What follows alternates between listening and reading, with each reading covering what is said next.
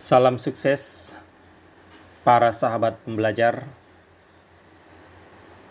Di video ini saya akan membahas soal-soal SKB guru, yaitu pedagogik.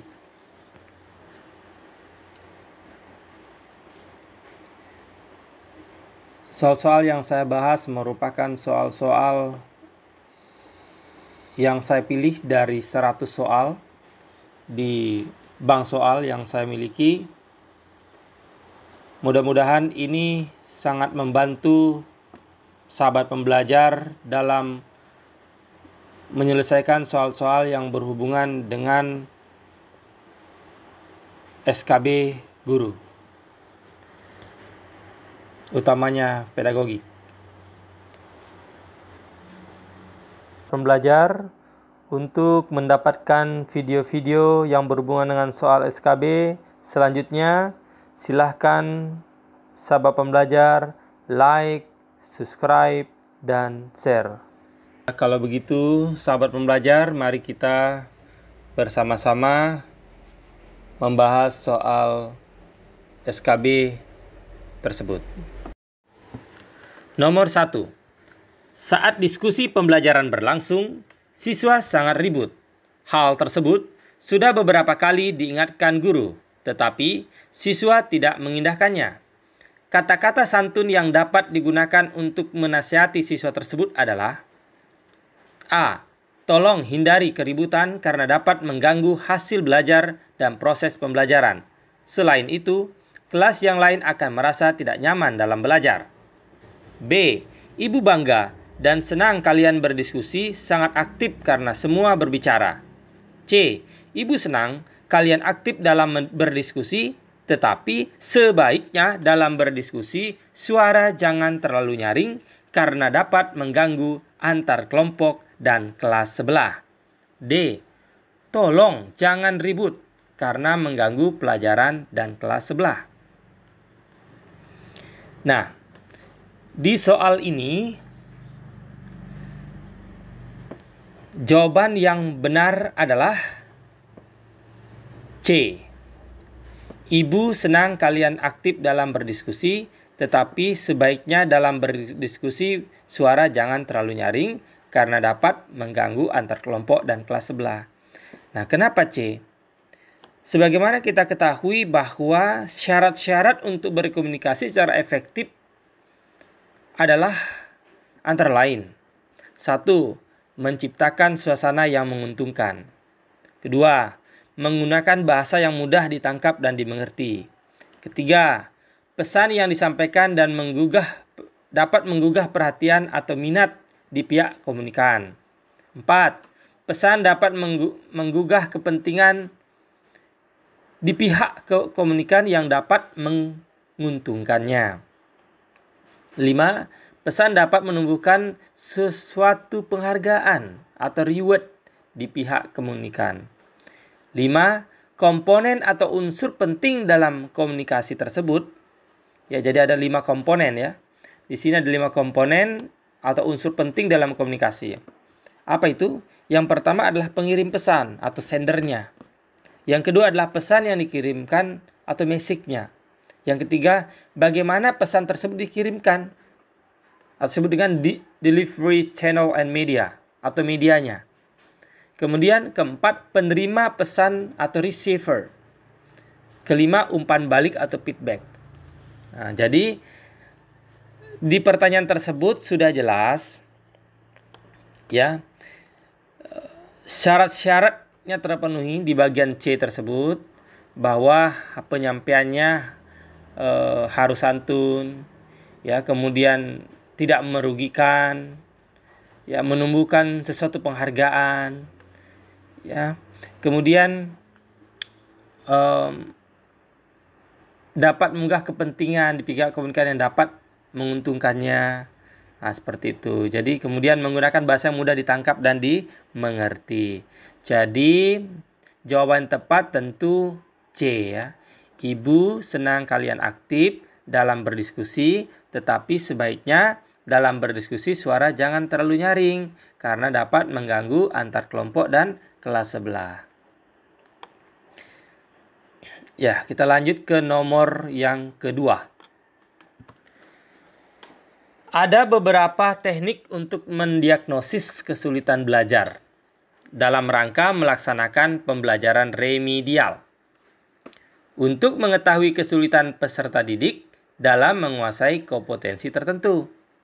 Misalnya, dalam mempelajari operasi bilangan, apakah peserta didik mengalami kesulitan pada kompetensi penambahan, pengurangan, pembagian, atau perkalian? Nah, ini digunakan teknik apa? Jadi, A. Tes prasyarat. B. Wawancara. C. Tes diagnostik. D. Pengamatan. Nah, jadi inti dari soal ini adalah kesulitan belajar dalam rangka melaksanakan pembelajaran remedial. Nah, apa tes yang digunakan untuk mengetahui kesulitan supaya kesulitan peserta didik itu dalam menguasai kompetensi tertentu dapat tertampung, dapat terselesaikan? Apa yang dilakukan tes, apa yang cocok? Jawaban yang tepat adalah C. Tes diagnostik. Kenapa? Kenapa itu yang dipilih? Option tersebut. Coba kita lihat. Nah, sebagaimana kita mengetahui bahwa tes diagnostik itu adalah tes yang digunakan untuk mengetahui kelemahan-kelemahan siswa. Sehingga berdasarkan hal tersebut dapat dilakukan penanganan yang tepat. Tes diagnostik juga diartikan sebagai tes yang dilaksanakan untuk menentukan secara tepat jenis kesukaran yang dihadapi oleh peserta didik dalam suatu mata pelajaran tertentu. Tahapan yang dilakukan tes diagnostik ini ada yang pertama. Ada tes diagnostik yang pertama. Nah, ini dilakukan terhadap calon siswa sebagai input untuk mengetahui apakah calon siswa sudah menguasai pengetahuan yang merupakan dasar untuk menerima pengetahuan di sekolah. Nah, tes ini sering dikatakan sebagai tes penjajakan masuk. Ini tes diagnostik ya. Kemudian tes diagnostik yang kedua dilakukan terhadap calon siswa yang akan mulai mengikuti program.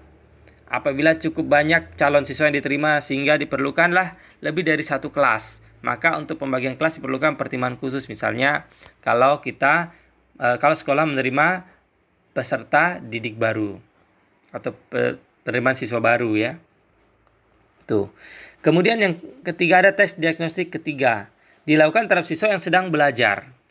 Tes diagnostik ketiga ini bertujuan untuk mengetahui bagian mana dari materi pelajaran yang diberikan yang belum dikuasai oleh siswa. Nah, inilah bisa dikatakan tes diagnostik ketiga, tes diagnostik ke-1 ini digunakan dalam remedial.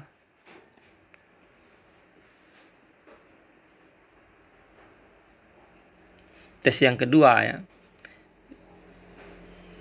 Kemudian tes yang keempat adalah diadakan pada waktu siswa akan mengakhiri pelajaran. Jadi yang tepat sih tes yang ketiga. Bagian mana yang mereka belum pahami, pelajaran mana yang mereka belum pahami. Seperti itu. Jadi jawaban yang tepat di soal yang kedua ini adalah tes diagnostik. Ya, diagnostik. Selanjutnya kita lanjut di pertanyaan yang ketiga.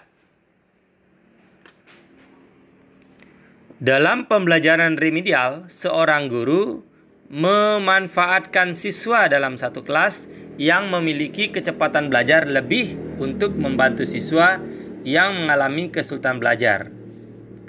Kegiatan tersebut merupakan bentuk pelaksanaan pembelajaran remedial dengan A.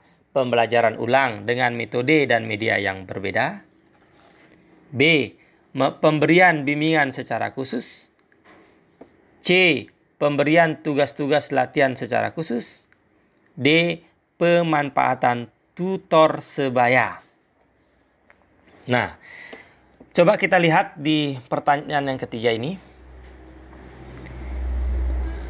Dalam pembelajaran remedial, seorang guru memanfaatkan siswa. Jadi kata kuncinya memanfaatkan siswa untuk membantu siswa. Tuh, saya kasih tanda merah ya. Jadi memanfaatkan siswa untuk membantu siswa. Itu kuncinya. Jadi pembelajaran remedial itu seorang guru memanfaatkan siswa. Jadi siswa yang dimanfaatkan oleh guru untuk membantu siswa. Nah, kegiatan tersebut merupakan bentuk pelaksanaan pembelajaran remedial dengan cara apa?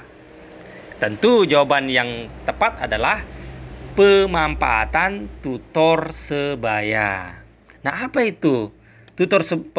Pembelajaran tutor sebaya itu seperti apa? Yuk kita lihat pembahasannya. Nah, menurut Abu Ahmadi dan Widodo Supriyono 2004, bahwa model pembelajaran tutor sebaya itu adalah siswa yang ditunjuk atau ditugaskan membantu teman yang mengalami kesulitan belajar karena hubungan teman umumnya lebih dekat dibandingkan hubungan guru dengan siswa. Sedangkan menurut Winata Putra tahun 1999, model pembelajaran tutor sebaya adalah kegiatan belajar siswa dengan memanfaatkan teman sekelas yang mempunyai kemampuan lebih untuk membantu temannya dalam melaksanakan suatu kegiatan atau memahami sebuah konsep atau suatu konsep. Nah, seperti itu ya. Itulah penjelasannya. Mengapa kita memilih jawaban bagian option D. Pemanfaatan tutor sebaya. Ini soal seperti ini nih sering muncul ya. Pada saat saya pelaksanaan SKB kemarin juga muncul soal seperti ini.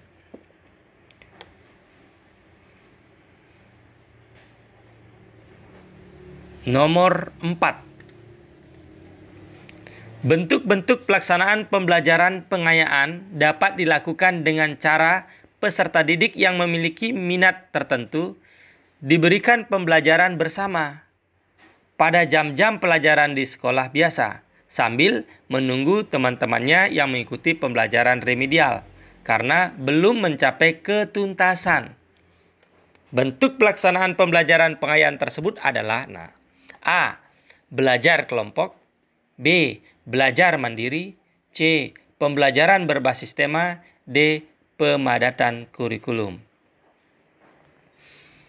Coba kita perhatikan soal nomor 4 ini.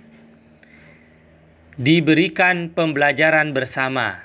Jadi saya tandai diberikan pembelajaran bersama pada jam-jam pelajaran di sekolah biasa sambil menunggu teman-temannya yang mengikuti pembelajaran remedial karena belum mencapai ketuntasan. Kunci soal ini adalah diberikan pembelajaran bersama.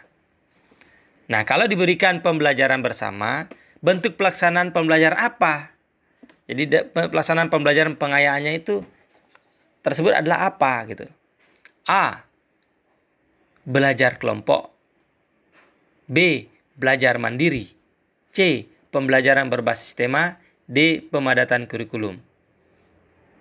Nah, coba kita pikir, sahabat pembelajar.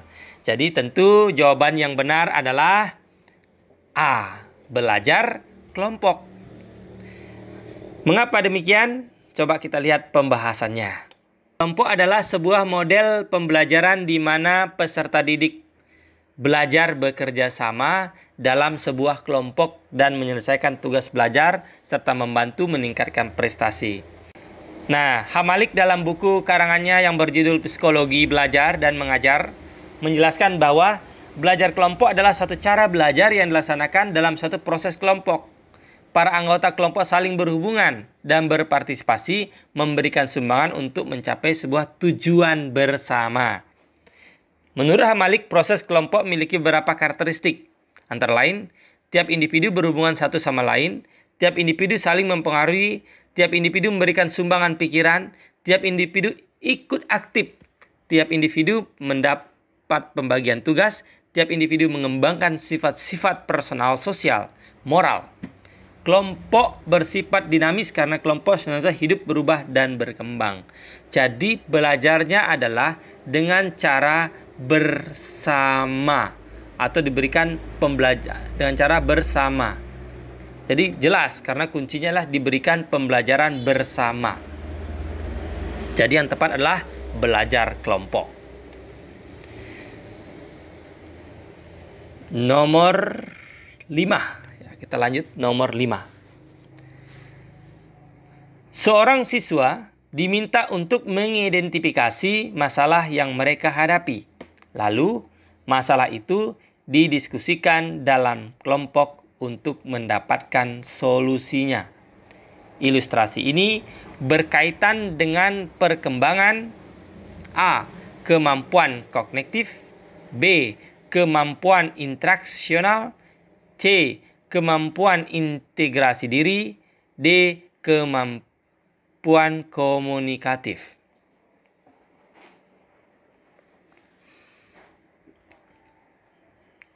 Yuk, sahabat pembelajar, kita cari sama-sama jawabannya. Seorang siswa diminta untuk mengidentifikasi masalah. Jadi ada mengidentifikasi masalah yang mereka hadapi. Lalu masalah itu didiskusikan dalam kelompok untuk mendapatkan solusinya. Jadi kuncinya adalah mengidentifikasi masalah untuk mendapatkan solusinya dengan cara didiskusikan dalam kelompok. Nah, ilustrasi ini berkaitan dengan perkembangan. Ya, jawaban yang tepat adalah kemampuan kognitif, yaitu option A. Kenapa option A? Kemampuan kognitif. Nah, lihat pembahasannya.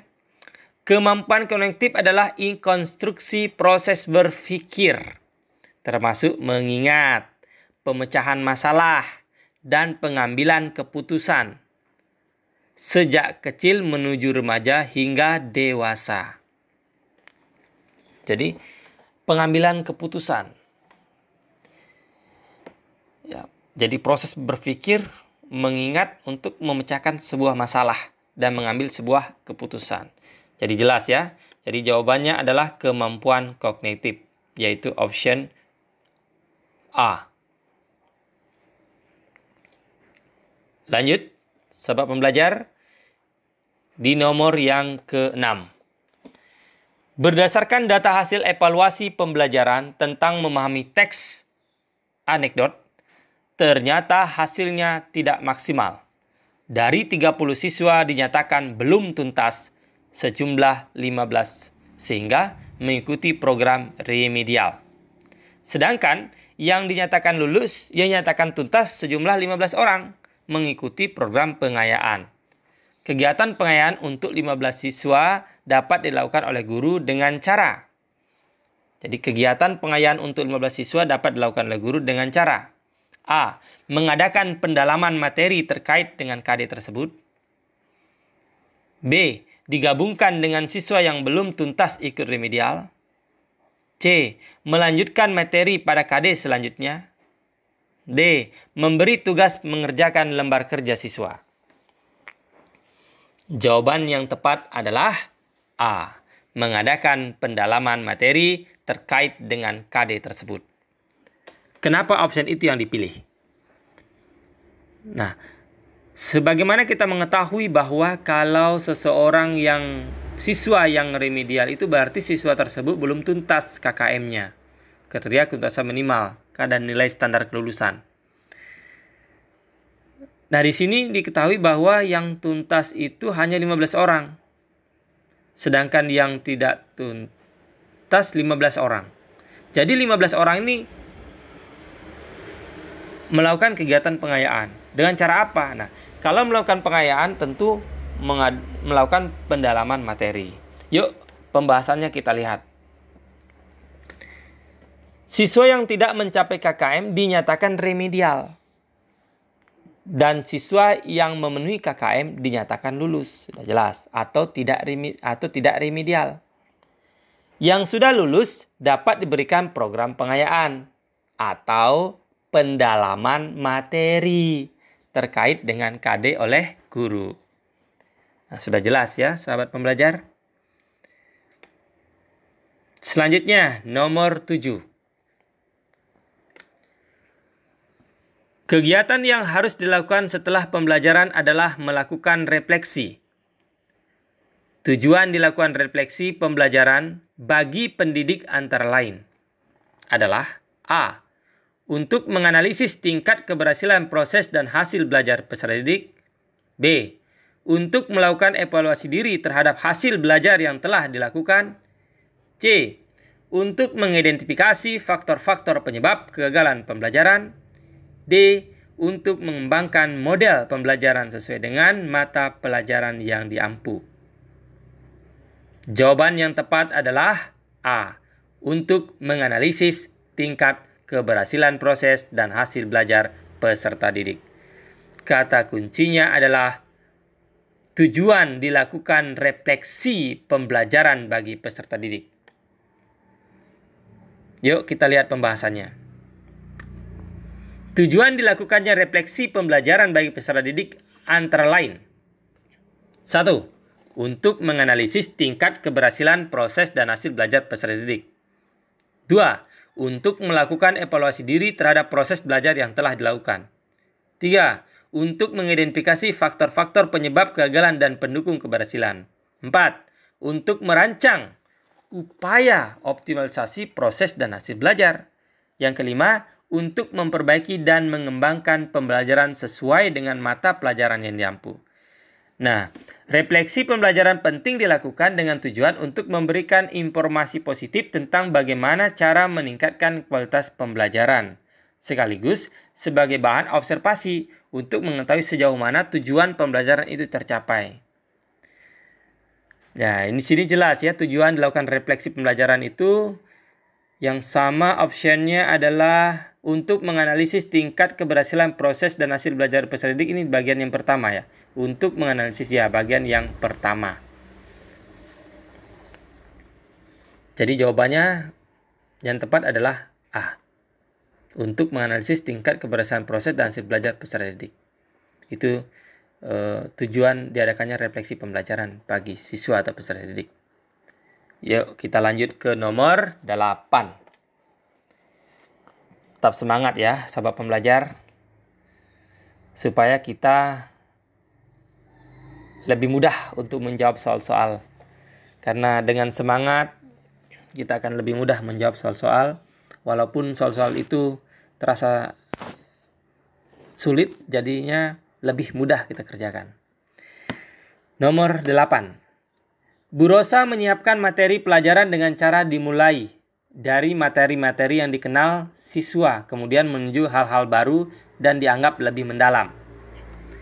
Bentuk pengembangan materi yang disusun Bu Rosa mengikuti pola. Jadi apa polanya? Ya, A. Kausal, B. Spiral, C. Kronologis, D. Inquiry. Yang saya tandai dulu ya. Dari materi-materi yang dikenal siswa kemudian menuju hal-hal baru dan dianggap lebih mendalam. Nah itu kuncinya. Tentu ini pola apa? Ini adalah pola spiral. Jadi jawabannya adalah B. Yuk kita lihat pembahasannya. Kenapa bisa kok pola spiral yang dipilih?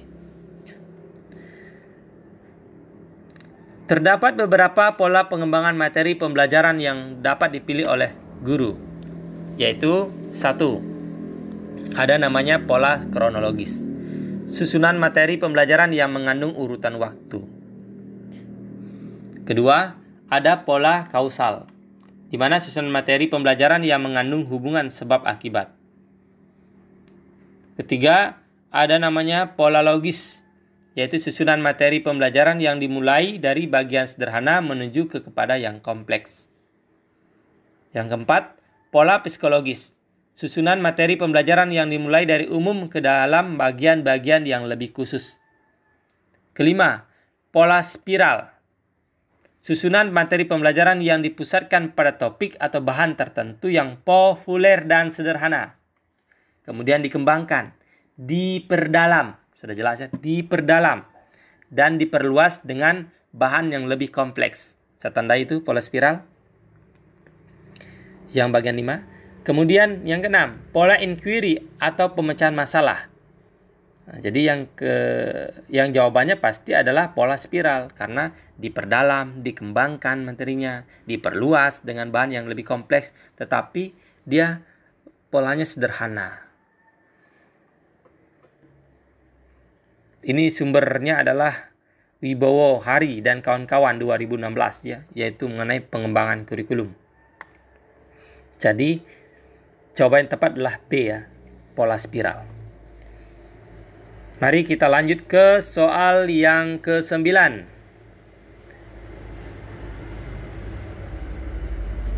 Menurut Figet, periode perkembangan operasi konkret pada siswa usia peserta didik antara 7 sampai 12 tahun. Dengan demikian, proses pembelajaran di kelas harus lebih menekankan. Saya ulangi. Menurut Figet, periode perkembangan operasi konkret pada siswa usia peserta didik antara 7 sampai 12 tahun. Itu operasional konkret. Ya, kalau dia peserta didik itu antara 7 sampai 12 tahun itu merupakan masuk di perkembangan operasional konkret. Dengan demikian, proses pembelajaran di kelas harus lebih menekankan A. Penggunaan media alat peraga termasuk sumber belajar. B. Pemberian tugas yang terstruktur. C. Penggunaan metode bervariasi. D. Menekankan berpikir kritis dan pemecahan masalah. Jawaban yang tepat adalah penggunaan media, alat peraga, termasuk sumber belajar. Mengapa demikian? Coba kita lihat pembahasannya. Menurut Piaget, anak pada usia 7 tahun akan memasuki tahap operasional konkret, di mana anak sudah mampu berpikir rasional seperti penalaran untuk menyelesaikan suatu masalah yang konkret atau aktual. Namun, ada kata namun. Namun, bagaimanapun juga dalam kemampuan berpikir mereka masih terbatas pada situasi yang nyata. Maka dibutuhkanlah media, alat peraga, termasuk juga sumber belajar. Jadi, dibutuhkan media. Nah, dalam hal ini adalah alat peraga, termasuk juga sumber belajar. Jadi, sudah jelas ya. Nomor ke-10.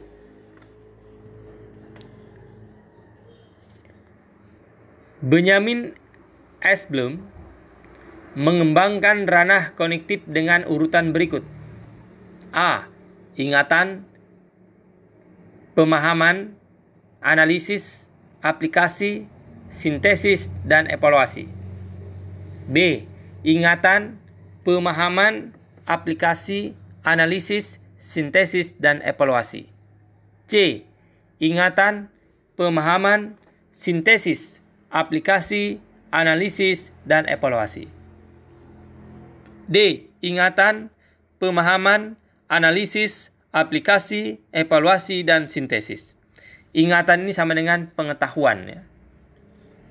Jadi jawaban yang tepat adalah bagian B. Ingatan, pemahaman, aplikasi, analisis, sintesis, dan evaluasi. Coba kita lihat pembahasannya. Taksonomi Bloom pada ranah kognitif. Yang ditanyakan adalah ranah kognitifnya. Ranah ini meliputi kemampuan menyatakan kembali konsep atau prinsip yang telah dipelajari, yang berkenaan dengan kemampuan berpikir. Kompetensi memperoleh pengetahuan, pengenalan, pemahaman, konseptualisasi, penentuan, dan penalaran. Tujuan pembelajaran dalam ranah kognitif intelektual atau yang menurut Bloom merupakan segala aktivitas yang menyangkut otak dibagi menjadi 6 tingkatan sesuai dengan jenjang terendah sampai dengan tertinggi yang dilambangkan dengan C. Ya, dilambangkan dengan C. C itu apa? Kognitif. Kognitif adalah pengetahuan. Kognitif ya. Kognitif. Dalam buku yang berjudul Taxonomy of Educational Objective. Taxonomy of Educational Objective. Handbook 1. Cognitive Domain yang diterbitkan oleh McKinsey New York ya. Benjamin Bloom pada tahun 1956.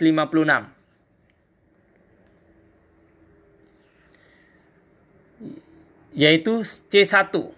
Urutannya yang ya dari atas dari yang terendah sampai tertinggi. C1 pengetahuan, knowledge. C2 pemahaman atau comprehension. C3 penerapan atau application. C4 analisis atau analisis, C5 sintesis atau sintesis, C6 yaitu evaluasi atau evaluation. Jadi sudah jelas ya, yang tepat adalah bagian B, ingatan, pemahaman, aplikasi, analisis, sintesis, dan evaluasi. Baiklah sahabat pembelajar, demikian pembahasan untuk kali ini di video ini. Dan kita akan membahas bersama-sama lagi di video-video saya yang berikutnya. Semoga ini bermanfaat dan sahabat pembelajar dapat mengerjakan soal-soal SKB dengan tepat. Terima kasih.